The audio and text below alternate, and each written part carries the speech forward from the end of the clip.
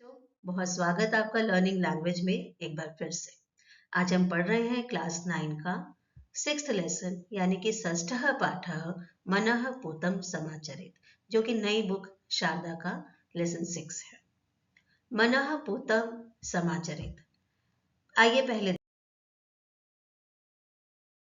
मनः मतलब होता है मन, यानी कि विवेक, यानी कि जो हमारी अंतरात्मा हमको कहना चाहती है वो।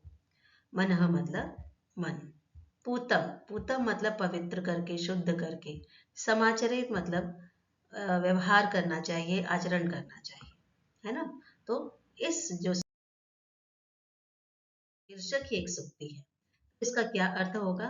अपने विवेक से जो सही लगे वही आचरण करना चाहिए।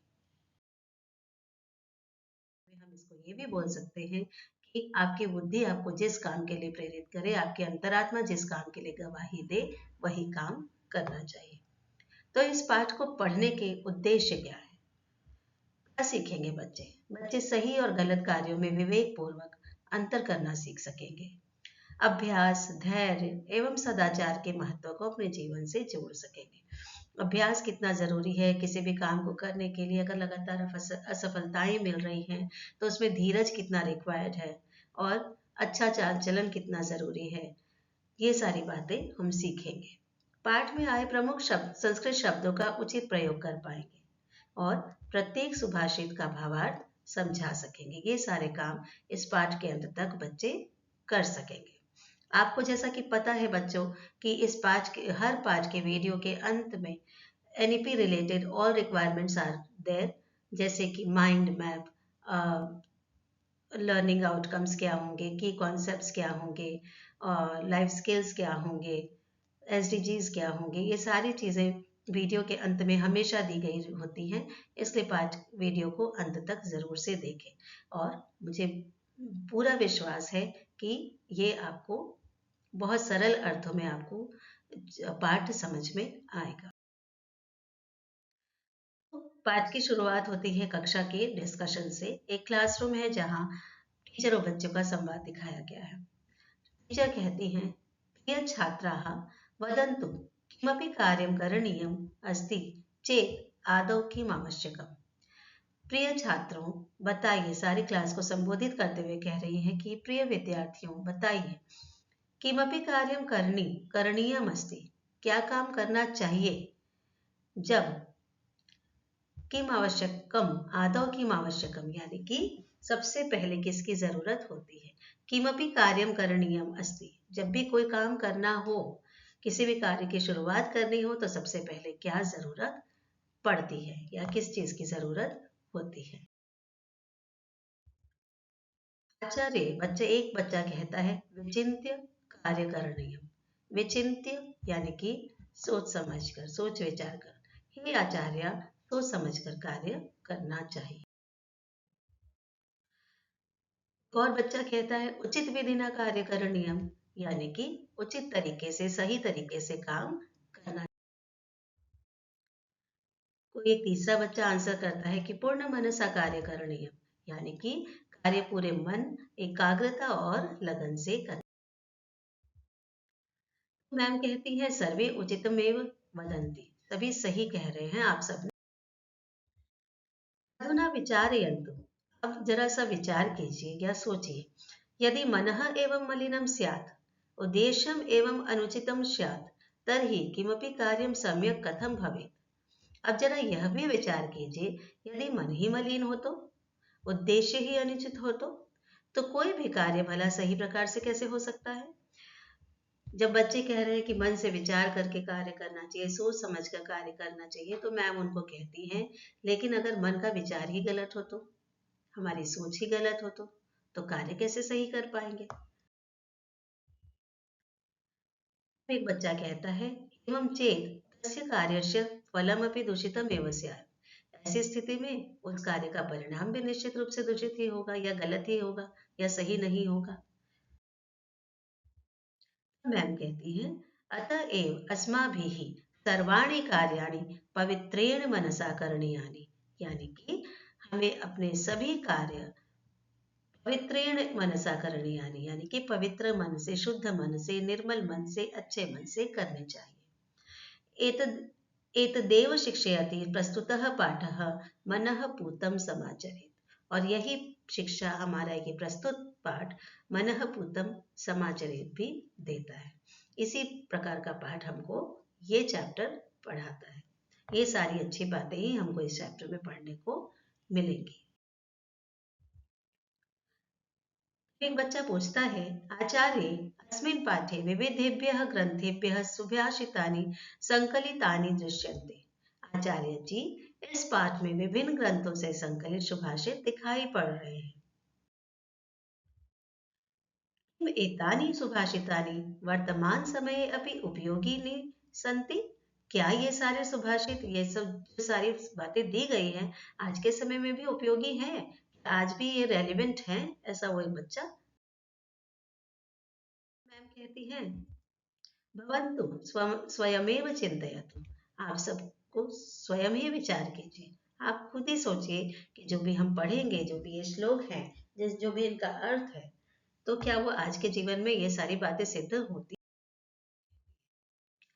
अहं वदामि आचार्य, तब एक बच्ची कहती है, मैं कहती हूँ आचार्य, एतानि सुभाषितानि न केवल पठनाय अपितु जीवने आचरणाय सन्ति।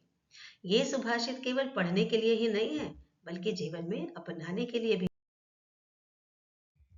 तो टीचर कहती है, सम्यक उक्तम, आयान्तु वयं सुभाषितानि पठामः जीवने च आचरामः।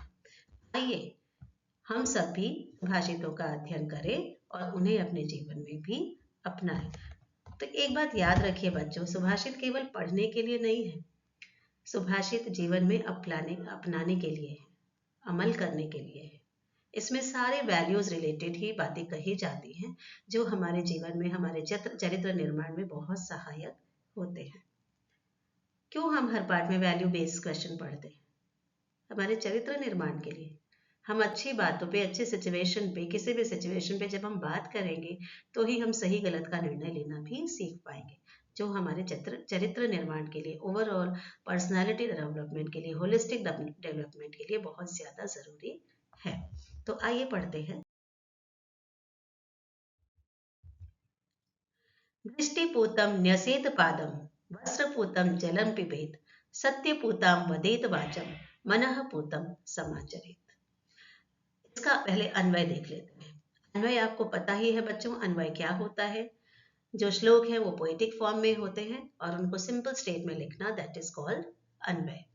दृष्टिपूतम पादम न्यसेत, यहाँ पे वर्ब पीछे हो गया है ना।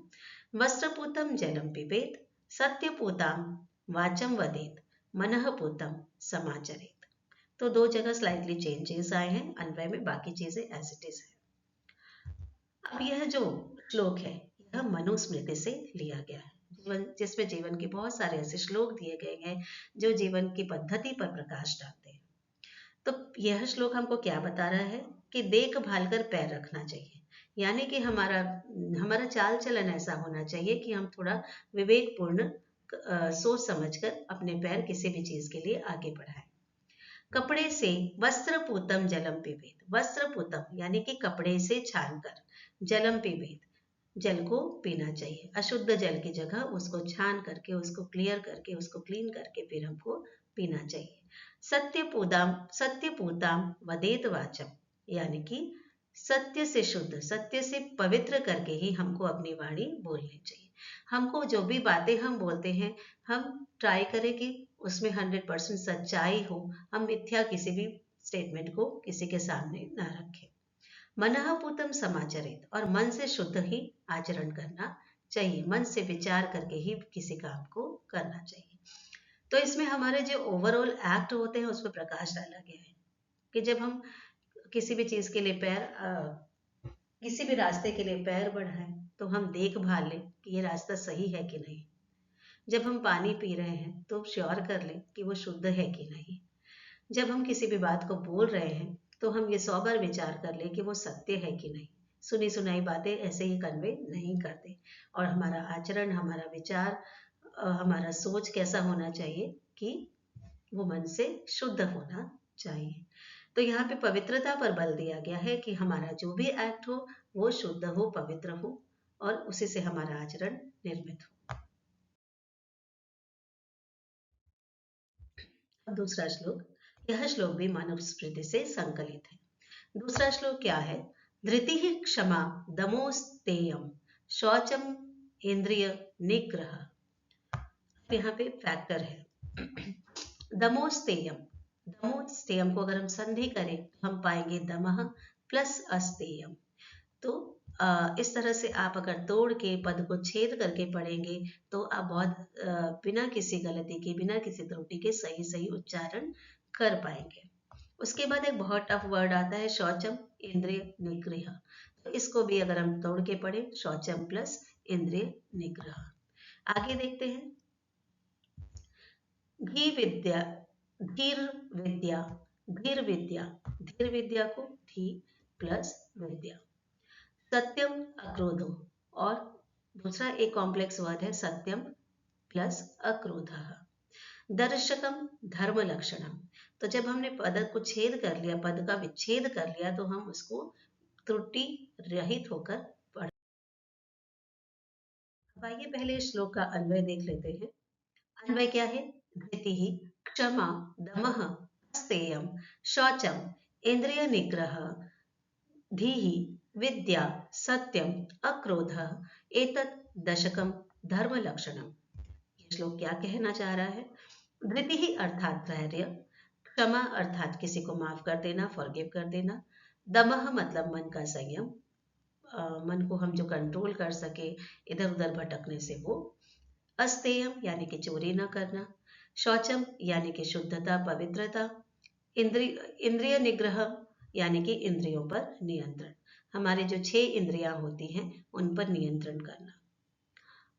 धीह मतलब होता है बुद्धि, विद्या यानी कि एजुकेशन शिक्षा, सत्यम यानी कि सच, और अक्रोध यानी कि क्रोध न करना। ये 10 किसके लक्षण बताए गए हैं? धर्म के लक्षण बताए गए हैं। इस श्लोक में धर्म के लक्षणों पर प्रकाश डाला गया है और ये 10 पैरामीटर्स बताए गए हैं कि ये 10 ही धर्म के लक्षण हैं। अगर आप इन 10 चीजों का पालन करते हैं तो आप धर्म के रास्ते पर हैं।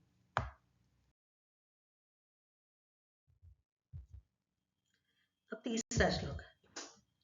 तीसरा श्लोक हमको क्या कहता है? पहले उससे पहले इसको पढ़ेंगे एक बार। यद यद्यदाचरति। अब ये क्योंकि 2-3 वर्ड्स को मिला के बना है तो इसका पदच्छेद क्या होगा?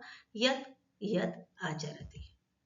उसके बाद है श्रेष्ठस देवेतरो। अगर इसको हम पदच्छेद करके पढ़े तो पढ़ेंगे श्रेष्ठः तत् तत् एव इतरः जनः। उसके बाद यत् प्रमाणम, स यत् प्रमाणम, यत् प्रमाणम का फैक्टर है या उसका पदच्छेद है यत् प्रमाणम। और फिर कुरुते, उसके बाद लोकस्त, लोकस्त दनु वर्तते, इसका क्या होगा फैक्टर? लोकः प्लस ततः प्लस अनुवर्तते। आइए देखते हैं इसका अन्वय क्या है। श्रेष्ठः यत् यत् आचरति, इतरः जनः तत् तत् एव आचरति, सः यत् प्रमाणं कुरुते लोकः तत् अनुवर्तते। यह श्लोक श्रीमद् भगवद गीता से लिया गया है। श्रीमद् भगवद गीता जिसमें श्री कृष्ण अर्जुन को उपदेश देते हैं, वो क्या कहते हैं कि श्रेष्ठ व्यक्ति जैसा जैसा आचरण करता है, जो हमारा आइडल है वो जैसा जैसा आचरण करता है, हम उसके पीछे चलने वाले भी वैसा वैसा ही आचरण करते हैं। हमने जिसको अपना आइडल मान लिया है उसके हर एक्ट, उसके हर काम को हम फॉलो करते हैं। स यत् प्रमाणम कुरुते, वह जो भी आदर्श स्थापित करता है, संसार उसी का अनुसरण करता है। लोकस तद अनुवर्तते, यानी कि लोक मतलब यहाँ लोक मतलब संसार, संसार के सारे लोग उसी के अनुसार आचरण करते हैं, उसी को फॉलो करते हैं। तो यहाँ पे श्रेष्ठ व्यक्ति की गरिमा की बात की गई है, श्रेष्ठ व्यक्ति के आचरण की बात की गई है कि उससे बहुत संभल कर काम करना पड़ेगा क्योंकि काफी लोग उसको फॉलो कर रहे हैं, तो उसके ऊपर एक अलग तरह की जिम्मेदारी, एक अलग उसके कंधों पर जिम्मेदारी है और उसे अपने आचरण पर बहुत अधिक ध्यान देना चाहिए।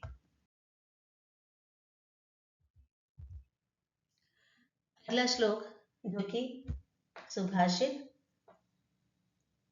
सुभाषित रण भांडागार से लिया गया है। अभ्यासेन क्रिया सर्वा अभ्यासात सकलः कलः। इसमें कोई भी कॉम्प्लेक्स वर्ड नहीं है। उसके बाद दूसरी लाइन अभ्यासात ध्यान मौन आदि। ध्यान मौन आदि इसमें 3 शब्द शामिल हैं, ध्यान मौन आदि। उसके बाद किम अभ्यासस्य, इसमें भी 2 शब्द हैं, किम प्लस अभ्यासस्य। तो इसका हम अन्वय देखते हैं। पहले अन्वय क्या है? अभ्यासेन सर्वः क्रियाः सिद्ध्यन्ति। सिद्ध्यन्ति यहाँ पे हमने स्टेटमेंट को कंप्लीट करने के लिए लगाया है। अभ्यासाद सकलः क्रिया सिद्ध्यन्ति। अभ्यासाद ध्यानम मौनम आदयः सिद्ध्यन्ति। अभ्यासस्य किम दुष्करम। यह अभ्यास के बारे में बताया गया है कि अभ्यास से, प्रैक्टिस से क्या क्या हो सकता है। अभ्यास से सभी कार्य सिद्ध हो जाते हैं। कोई भी कार्य में if we are facing difficulty, हम उसको बार बार करेंगे, बार बार उसको करने का प्रयास करेंगे तो एक टाइम पे हम सक्सेस हमको मिल जाती है। अभ्यास से सभी कलाएं सीखी जा सकती हैं। अभ्यास से सभी कलाएं, किसी भी तरह की कलाएं, किसी भी तरह की कला, अलग अलग फील्ड की, जब आप प्रैक्टिस करेंगे तो आप उसको सीख सकते हैं। अभ्यास से ध्यान मौन आदि भी प्राप्त हो जाते हैं। जब हम ध्यान करना स्टार्ट करते हैं तो पहले दिन बिल्कुल भी मन नहीं लगता है, बड़ी मुश्किल से आधा मिनट 1 मिनट। लेकिन जब हम रोज प्रयास करने लग जाएंगे तो वो टाइम ड्यूरेशन बढ़ने लग जाता है। आधा मिनट, फिर 1 minute, 2 minute, 5 minute, 7 minute, 10 minute. तो अभ्यास ही वो चीज है जो हमारे ड्यूरेशन को, हमारे किसी भी काम करने की क्षमता को बढ़ाता है। अभ्यास करने वालों के लिए कौन सा कार्य कठिन है? तो यानी कि कोई भी काम असंभव नहीं है, बस उसके लिए अभ्यास और मन से अभ्यास करना जरूरी है। यही इस श्लोक में बताया गया है।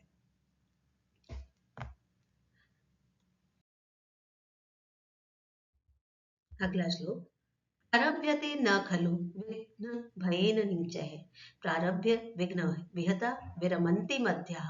विघ्नः पुनः पुनरपि प्रतिहन्यमानः। प्रारभ्य उत्तमज्जनः। यानी कि यही एक जो वर्ड है वो कॉम्प्लेक्स है, जिसका परिच्छेद हमको करना जरूरी है। च प्लस उत्तम जनाः न परित्यजन्ति।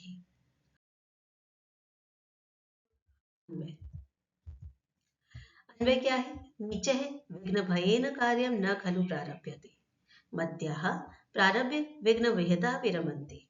उत्तम जनाः पुनः पुनः विघ्ने प्रतिहन्यमानः अपि प्रारभ्य कार्यम न परित्यजन्ति। यहाँ पे लोगों की कैटेगरीज बताई गई है कि कैसे लोग अड़चन आने पर किस तरह से काम को संपन्न करते हैं। इसमें ये बताया गया है प्रारभ्यते न खलु, प्रारंभ ही नहीं करते हैं। कौन? विघ्न के भय से नीचे है, जो निकृष्ट व्यक्ति होते हैं। नीचे है यानी कि निम्न प्रकार के लोग, निकृष्ट व्यक्ति। वैसे व्यक्ति क्या करते हैं? बाधाओं के डर से किसी भी काम को आरंभ ही नहीं करते। उनके पास बहुत सारे एक्सक्यूजेज होते हैं कि ये हो जाएगा, ऐसा हो जाएगा, वैसा हो जाएगा, और बहुत सारे एक्सक्यूजेस के साथ वो किसी भी काम को शुरू ही नहीं करते हैं। प्रारभ्य विघ्न विहिता विरमन्ति मध्यः। मध्यः मतलब मध्यम व्यक्ति के लोग क्या करते हैं? प्रारभ्य करते तो है काम शुरू, लेकिन मुसीबत आने पर, विपत्ति आने पर, रुकावट आने पर विरमन्ति, उसको छोड़ देते हैं।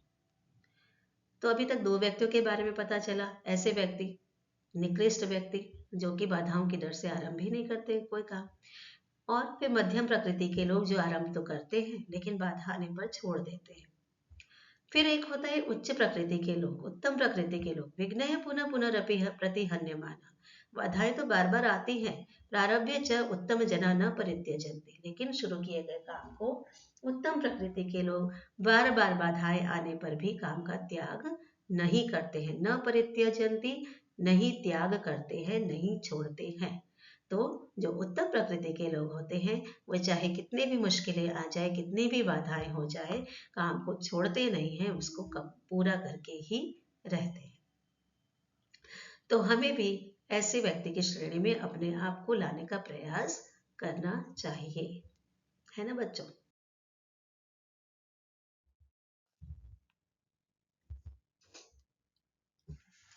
उद्योगिना उद्योगिनं पुरुष सिंह उपैति लक्ष्मी देवेन देयमति का पुरुषा वदन्ति। अब यहाँ पे पहला कॉम्प्लेक्स वर्ड क्या आया? पुरुष सिंहम उपैति। इसका फैक्टर क्या होगा? पदच्छेद क्या होगा? पुरुष प्लस सिंहम प्लस उपैति। उसके बाद दूसरा कॉम्प्लेक्स शब्द आया है देयम इति, जिसको हम तोड़ के पढ़ेंगे देयम प्लस इति। देवम निहत्य कुरु पौरुष मात्म शक्तया, पौरुषम प्लस आत्म शक्तया, ये तीसरा कठिन उपशब्द है।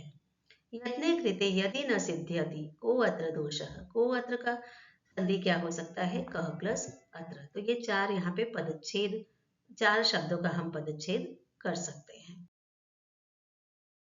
इसका अन्वय क्या है? उद्योगिनं पुरुष सिंह उपैति लक्ष्मी देवेन देयमति का पुरुषा वदन्ति देवं निहत्य कुरु पौरुषम आत्मशक्तया यत्ने कृते न सिद्ध्यति को अत्र दोषः। अन्वय इसका क्या है?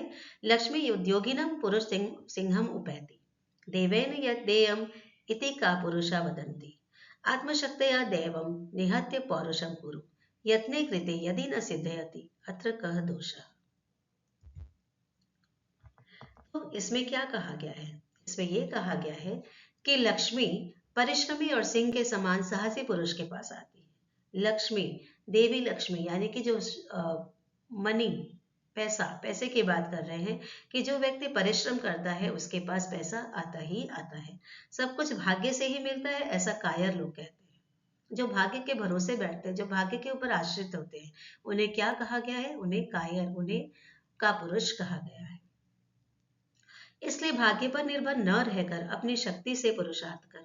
इसलिए हमें ये संदेश दिया गया है श्लोक के माध्यम से कि भाग्य के ऊपर निर्भर न होके अपनी शक्ति से प्रयास करो, अपना पुरुषार्थ करो। यदि पूरा प्रयास करने पर भी सफलता न मिले तो उसमें तुम्हारा क्या दोष है? तो इसमें यह बताया गया है कि पुरुषार्थ करना हमारा काम है, फल की चिंता करना नहीं।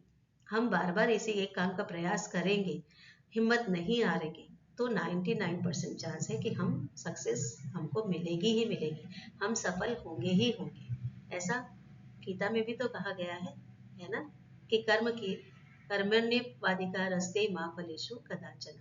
हम फल की चिंता किए बिना अगर काम करेंगे तो हम उसमें हमें अवश्य ही सफलता मिलती है।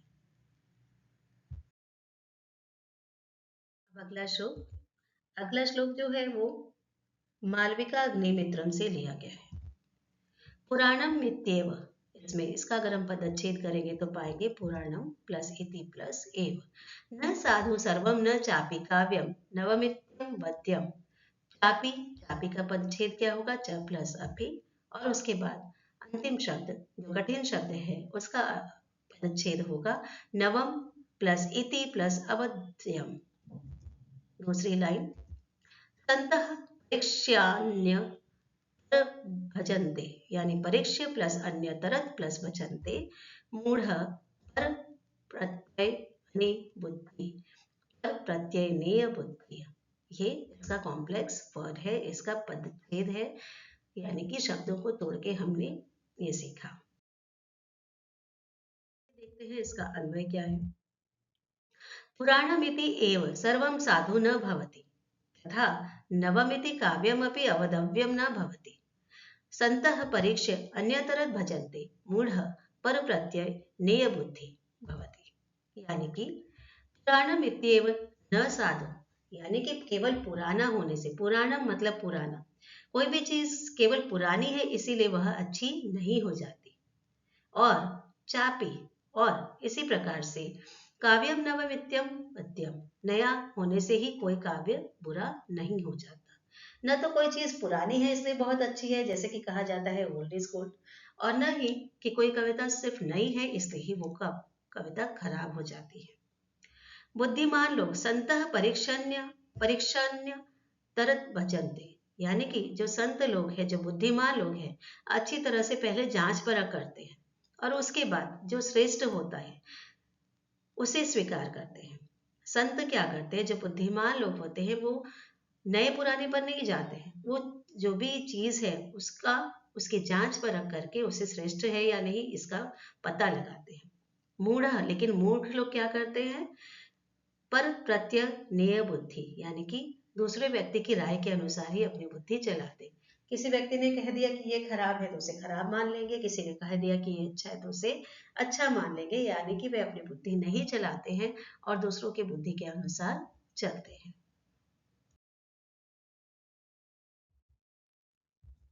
अब ये आठवां श्लोक किससे लिया गया है? आठवां श्लोक लिया गया है किरात अर्जुनमीयम। तो इसका पढ़ते हैं श्लोक। सहसा विदधीत न क्रियाम विवेकः। क्रियाम विवेकः, इसका पदच्छेद होगा क्रियाम प्लस अविवेकः। परमापदाम, परमापदाम का छेद होगा परम प्लस आपदाम, फिर एक शब्द है पदम। दूसरी लाइन, रणते ही विमृश्य कारणम, विमृश्य कारणम विमृश्य प्लस कारणम गुण लुब्धा स्वयमेव संपदा, स्वयमेव का पदच्छेद स्वयं प्लस एक। सहसाम क्रियां न विदधीत, अविवेकः आपदां परम पदम अस्ति, गुणलुब्धः संपदः ही स्वयमेव विमृश्य कारणम वृणते। इसका अर्थ क्या है? सहसा, जल्दबाजी में, विदधीत करना चाहिए, न नहीं, क्रियाम अविवेकः, क्रिया मतलब कार्य, अविवेकः मतलब बिना सोचे विचारे। तो यानी बिना सोचे विचारे केवल जल्दबाजी में ही किसी काम को नहीं कर लेना चाहिए। ऐसा करना क्या हो सकता है? परम मतलब बहुत ज्यादा बड़ी, आपदा मुश्किलों को, पदम का कारण हो सकता है। पदम मतलब कारण। अगर हम बिना सोचे विचारे काम करते हैं तो ऐसा करना मुश्किलों का आधार हो सकता है, बड़ी बड़ी मुश्किलें लाने वाला हो सकता है। वृणते ही विमृश्य कारणम, वृणते यानी कि चुन लेती है, ही मतलब निश्चित रूप से, विमृश्य कारणम वैसे व्यक्ति जो सोच विचार के काम करते हैं, गुणलुब्धा यानी कि मोहित हो जाती है, स्वयमेव खुद ही, संपद, संपद का अर्थ यहाँ पे पैसे से भी है, सफलताओं से भी है और नाम से भी है, यश से भी है। तो लास्ट वाली लाइंस का मतलब यही है कि सफलताएं या यश, सफलता, यश और पैसा खुद ही वैसे व्यक्तियों के गुणों पर मोहित हो जाता है जो सोच समझकर काम करते हैं। यानी कि जो सोच समझकर काम करते हैं उनके पास ये तीनों चीजें स्वतः ही पहुंच जाती है।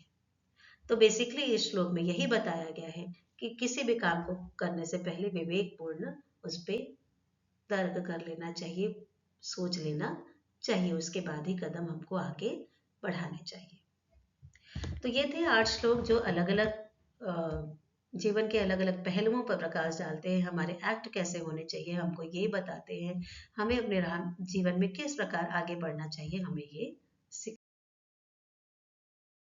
आइए देखते हैं इस पाठ का माइंड मैप। माइंड मैप में क्या है बच्चों? आप लिखेंगे पाठ का शीर्षक पहले लिखेंगे। अब ये पाठ कौन सी विधा में है? क्योंकि इसमें श्लोक है तो हम इसको क्या लिखेंगे? पद्य लिखेंगे। और समअप करेंगे संदेश से। संदेश क्या है? सद्गुणों को अपनाएं, अभ्यास एवं पुरुषार्थ करें, विवेकपूर्ण निर्णय लें तथा दूसरों की बात पर आंख मूंद कर विश्वास न करें, जो सारे श्लोकों का कंक्लूजन है। मुख्य अवधारणाएं क्या है इस पाठ की? मुख्य अवधारणाएं हैं विवेक, अभ्यास, धैर्य। अवधारणाएं क्या होती है? कि लेखक जो बात हम तक पहुंचाना चाहते हैं, तो यही है कि यहाँ विवेकपूर्ण कार्य करो, अभ्यास करो, धीरज रखो, सदाचार को प्राथमिकता दो, पुरुषार्थ करो, मन की शुद्धि रखो। मुख्य शब्दावली क्या है?